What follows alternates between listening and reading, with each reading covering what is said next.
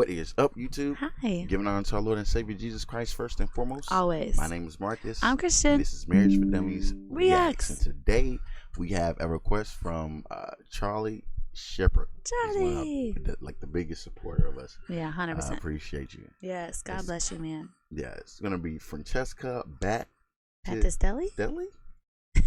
He knows my name. Okay. I was gonna say I grew up listening to a couple songs by her with my mom, so I'm excited. Let's see this. All right, well, go ahead and like, subscribe, and we love you. We do. God bless you. Yeah, here we go.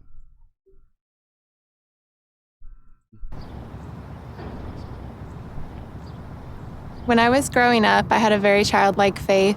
I just remember Jesus being really real to me. I grew up as an only child, and my dad traveled a lot, so my mom was left to kind of be both parents. Youngest sibling, the only girl of 3 older brothers, and I had a great childhood. I was abused as a child. This caused a lot of confusion for me.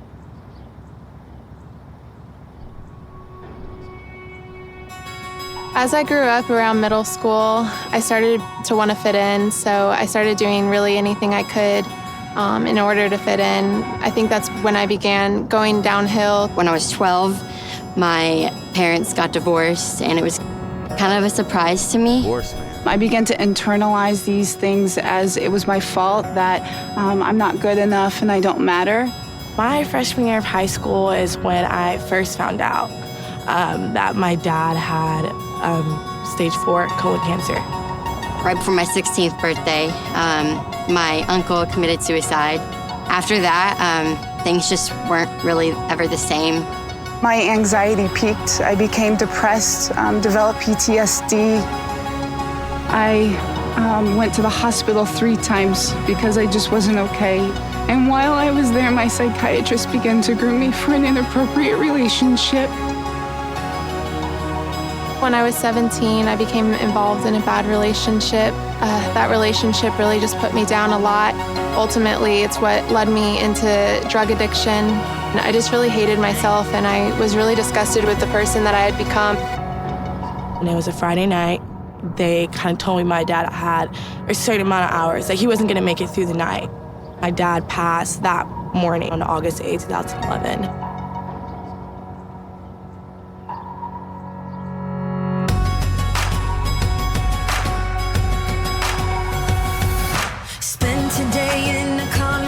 In the mirror, face to face with somebody less than perfect.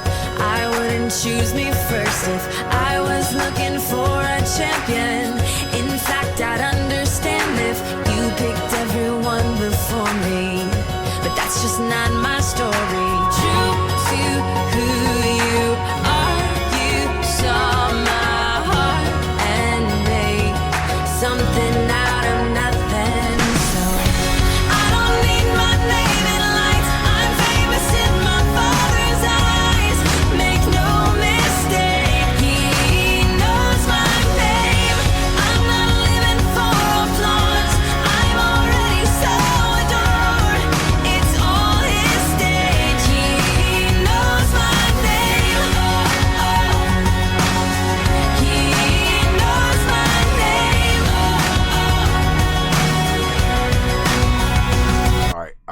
Hold tight. Okay. Ooh. All right. I got a lot. Darn it, Charlie. I'll try to make it. I can't stand you sometimes. First, if you want us to react to a particular song of your choosing, best way to get us to do that is go into our description. We got Cash App, Venmo, PayPal links. Click on one of those, send a donation on with the name of the song you want us to react to, and we'll hop right on that. This is why fathers are important, man. This is why fathers are important, and I think about this with my daughters as well, because the world has. I'll pause for a second, and then sorry about that. Yeah, I was saying that I wanted to, just express how important fathers are, man. That's what's going on.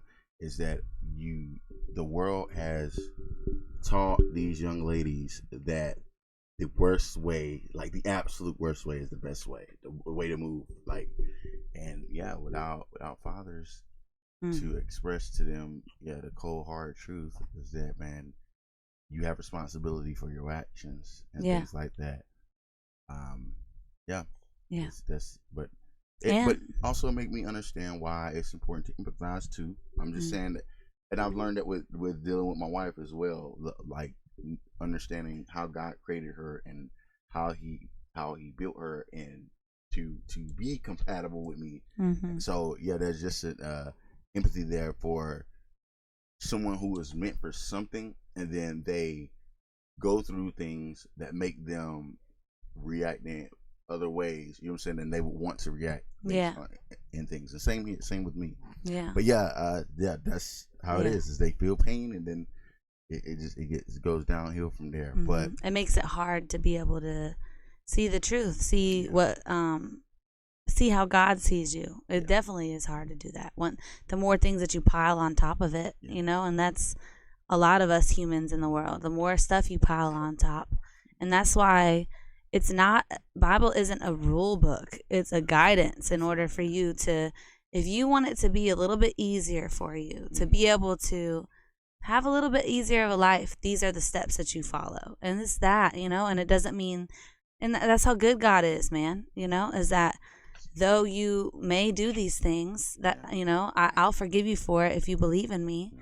But I'm telling you that for the best outcome is to follow that way, and that's what it is. Rather than looking at it as, oh man, God is condemning me when I do this. He's like, no, my child, I'm convicting you because I am hoping that you learn from it, that you grow from it, and but I'm here, and I give you grace and I give you mercy, and that's the beauty of God's love. We can't ever in human existence fathom that, and the closest thing to that is a marriage, and that's why marriage is so beautiful and so important. You know what I mean? The Bible to you is the equivalent to the creator of an IKEA table when they send you all the screws and bolts and everything, and then they say follow these directions, 1, 2, 3 steps, and if you decide to miss one, or you decide to, the table isn't going to be as good as it would have been if you followed each step properly. That's what the Bible is. Essentially. Exactly. And it also expresses that you should get out of your feelings about the fact that you're not perfect. Because everybody God used in the Bible was not perfect.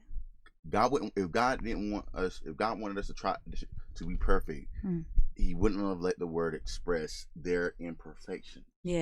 Each person's. That's so real. What I'm saying? To show, he's showing, I use all y'all. I use all of you guys. And that's enough to make you want to dedicate your life to him. That's so real. Dang, we got long-winded with that one. Yeah, we did. It's just such a good one, Charlie. How dare you? How dare you do this? No, you're amazing, man. Thank you so much. Because we can only hope that it helps one person, So thank you for this discussion, Charlie. Per usual. You're awesome, dude. Let's get to it. It was my senior year of high school.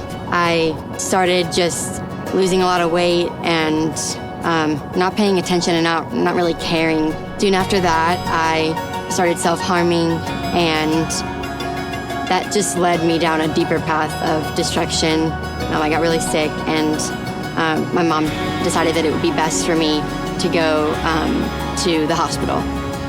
I felt deep within that this wasn't okay, and just with my mental status, and just he turned it and put the responsibility back on me.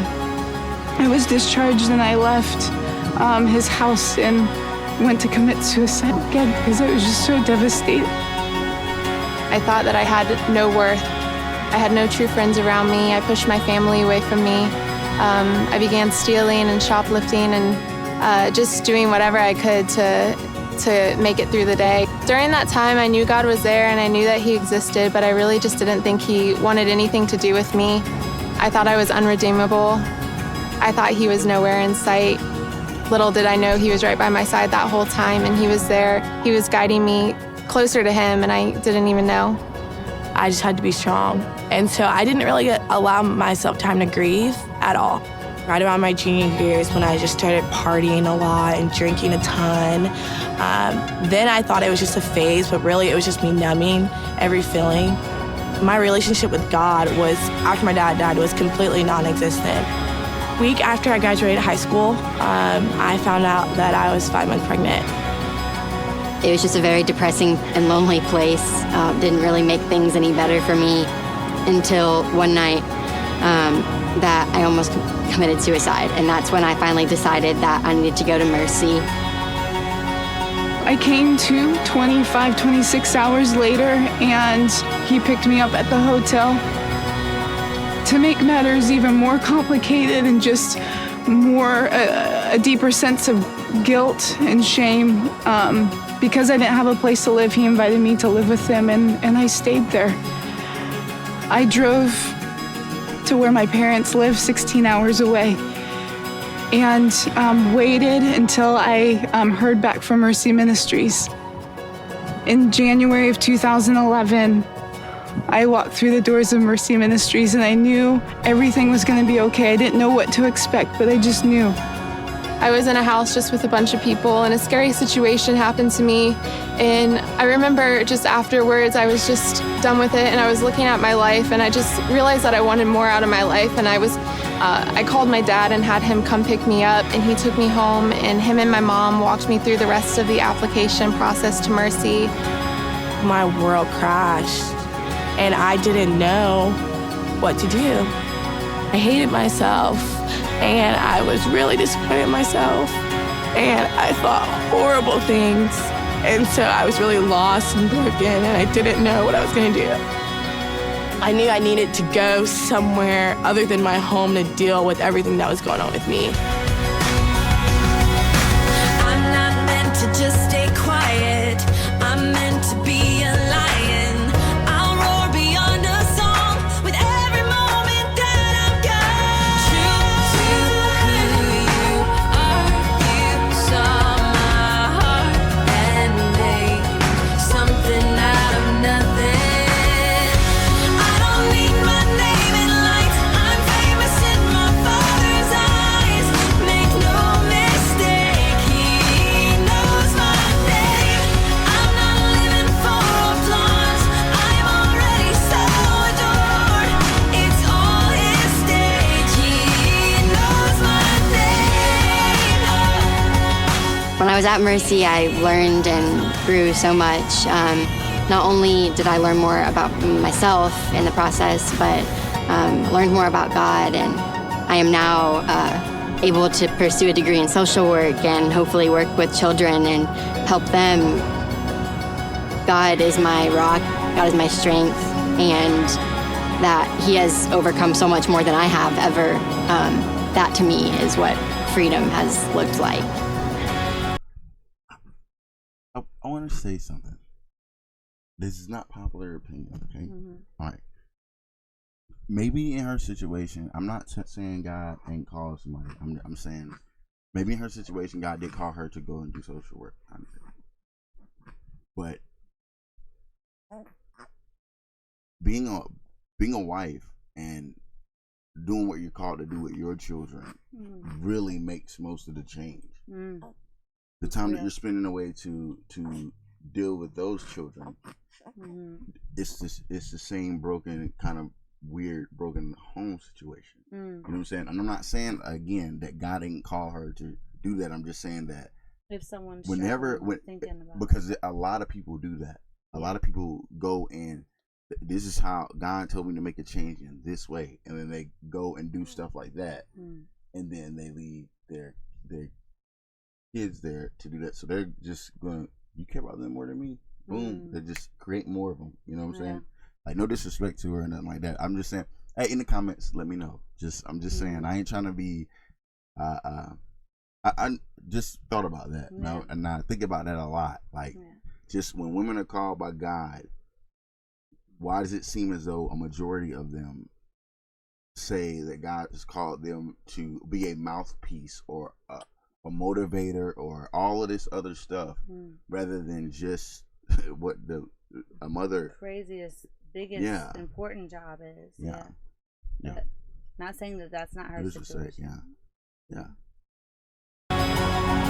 The healing that the Lord has done in my life, the journey of going back and facing things and knowing that my voice does matter, that I do have the confidence that I don't have to allow the things of the past to dictate my future and limit me. I remember the staff there just continually showing me God's love and telling me how much I was worth to Him and telling me that I had a purpose in my life. After Mercy, I moved home and I began a ministry school through my church. Through what God's done in my life, I really just have developed a desire to show people that they are worth something and that they can have a future and that they're worth everything and that they're loved and that they can be free. I came to Mercy with a ton of broken dreams about my future, and God since then has provided me with scholarships for school. He's provided me with a vehicle. So it's been a lot easier and it's been great. He calls me chosen, free, forgiven. One day, child of the King, His forever held in treasure. I am loved. I don't need my name in lights. I'm famous in my Father's eyes. I don't need my name in lights. I'm famous in my Father's eyes. Make no mistake, He knows my name. I'm not living for applause. I'm already so adored. It's all His stage. He knows my name. My name is Taylor. My name is Leslie. My name is Shannon. My name is Alma, and He knows my name.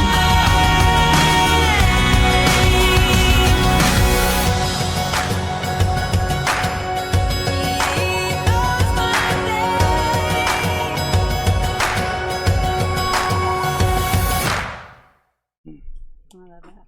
Yeah. That's so sweet. Oh, there's still 2 more minutes. Mercy Ministries mainly as a place to have her baby. So I tell you, she's very shaking off the shame. But yeah. That's awesome. I like this place, Mercy Ministry or Mercy Ministry. Yeah, that is so cool.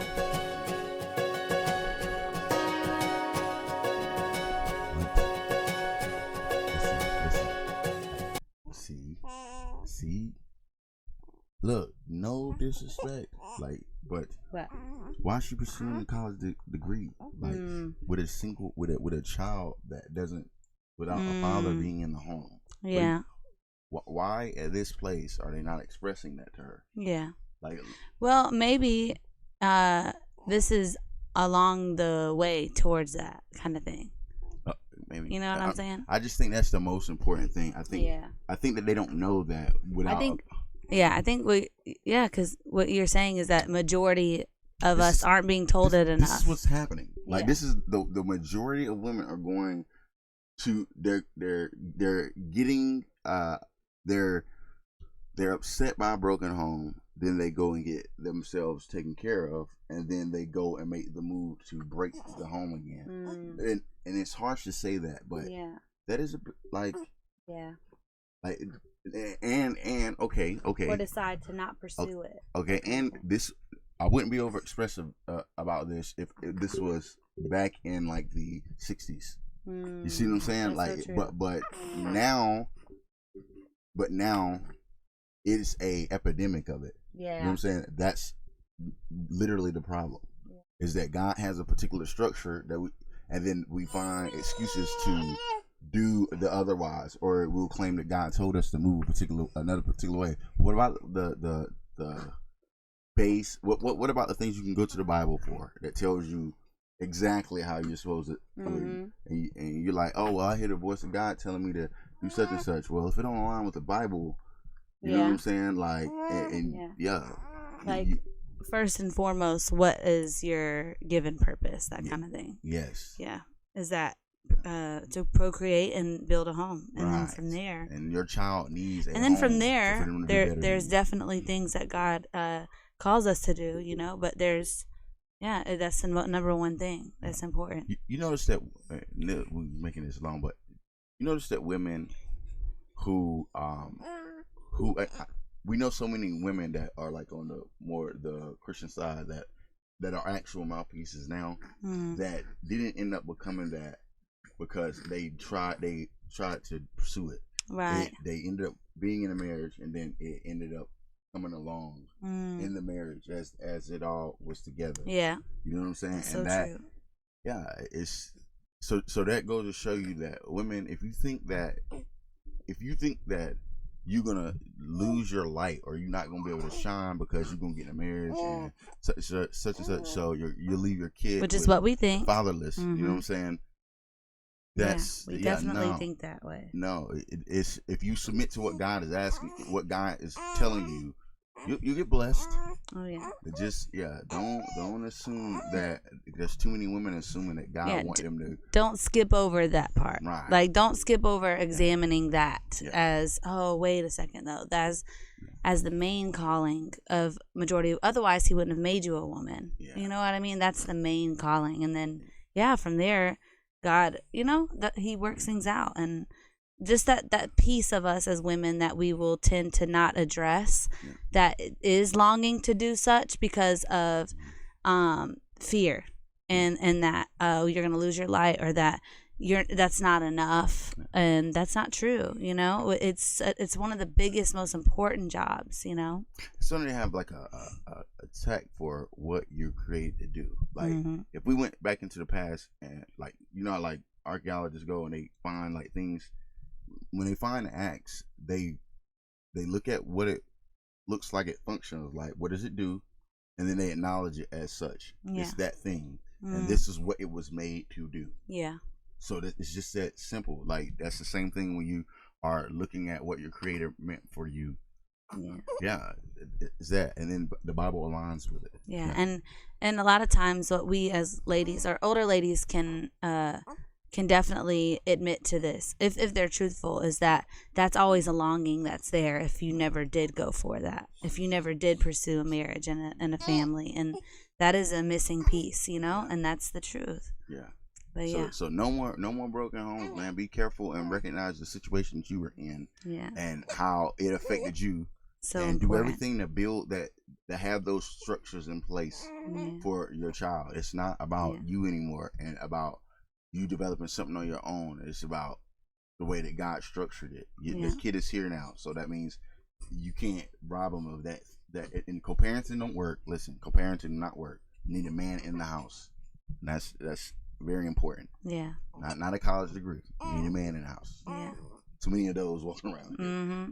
Yeah. Leslie's experience helped her receive healing and love of God, reestablish identity firmly in Christ. Since graduating, return home to continue the process of restoring broken relationships. That's awesome.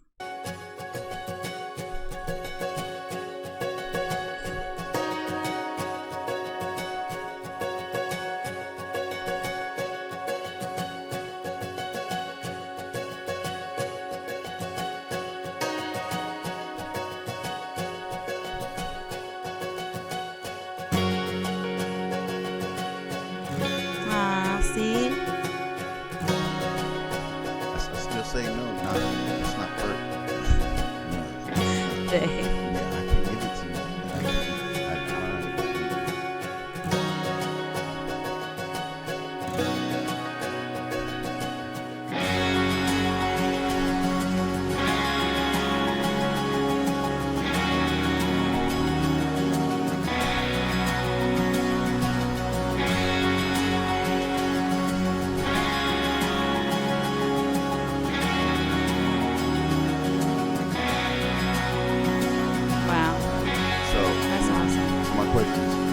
How many women were that?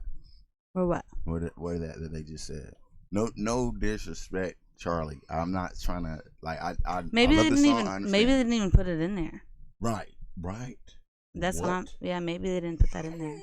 Like think about that. Like maybe they did get married and stuff like that, but they didn't put that in there. Right. You see what I'm saying? Yeah. Okay, all right. No, it's real. I'm just saying, like, don't come for him, y'all.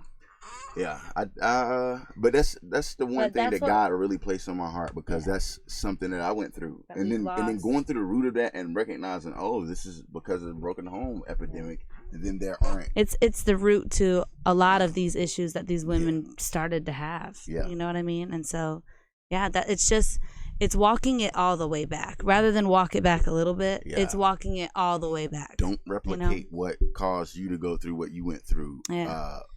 Yeah. You know what I'm saying? Exactly. Yeah. The best way to help young ladies is to have a structured home where you take care of your children properly. Yeah. And they see that, and then they mimic that behavior. Yep. Yeah. That's so true. Yeah.